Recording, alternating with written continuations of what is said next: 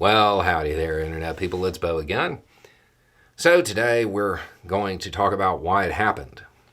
Because overnight, a whole bunch of questions came in trying to figure out how this chain of events was set into motion, and most people were looking for who was to blame, who was behind it.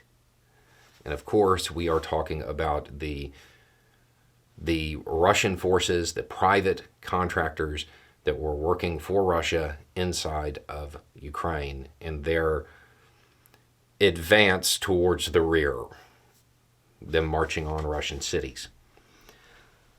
Okay, so the messages that came in suggested it was Putin. He's really behind it. He's doing this to take out the generals he doesn't like. Okay. Another was that it's Ukrainian intelligence, that they played the boss of Wagner and set all of this in motion. Okay. Another, of course, is that it's the CIA. And still another is that it is Biden, and that this is all a distraction from his kid. Yeah, don't worry, Dark Brandon's in control. Way to not give him the power. And we'll come back to those options. But let's talk about what actually set all of this in motion, how this happened. It starts in a town called Soledar. Wagner was ordered to take this town, and they did it, along with a whole bunch of losses, a lot of them. It was really, really bad fighting.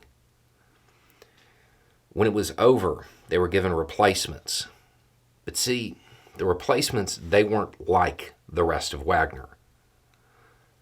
That firm was made up mostly of very experienced contractors, warriors. The replacements, they were prisoners. They were normal Russian citizens. It's a little bit of a different thing. And then after Soledar, which did in fact turn out to be the anvil on which Wagner in Ukraine was broke, they were sent to Bakhmut. And the same thing played out. Really heavy fighting, trying to take this town. The thing is, those experienced people, they weren't watching other warriors be lost anymore. Because that's one thing. They were watching normal Russian citizens be lost. And it made them mad. The waste. They were watching normal people be thrown into the grinder, and they didn't like it. This was very evident. There were a lot of videos about this. There were a lot of communications from Wagner about this, from their troops about this.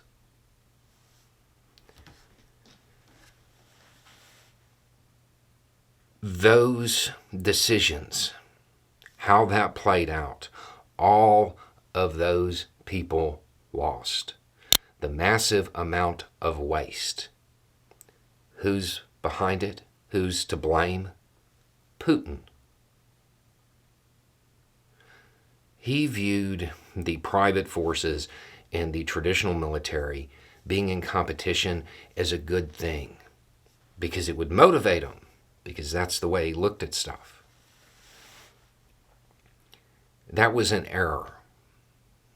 It was an error if you're sitting in the Kremlin. If you're on one of those lines, it was unforgiving. They got tired of the waste. Guaranteed. That's why the rank and file is behind the boss. Now, if you want to say the CIA or Biden or whoever got to the boss and made this happen, maybe. But I would lean towards Ukrainian intelligence because They were actively trying to play him. It's possible. It's completely possible. But none of that matters without the rank and file. The boss being flipped, that doesn't do anything if he doesn't have the support of the troops. I would also remind everybody that the boss, well, he was out there making videos too, standing in fields with the lost around him, talking about the horrible leadership. Now, he never said Putin, because that would be something that might lead to his early retirement with a nice window view. But he made it clear that logistical issues were causing a bunch of loss. He made it clear that he believed the traditional military was behind it. That's why this happened. Don't look for some man behind the curtain here. The answer is plain and simple. This whole operation has been an unmitigated failure. It has cost way too much to achieve way too little. And those contractors saw the worst of it. And then they saw it happen to normal Russian citizens.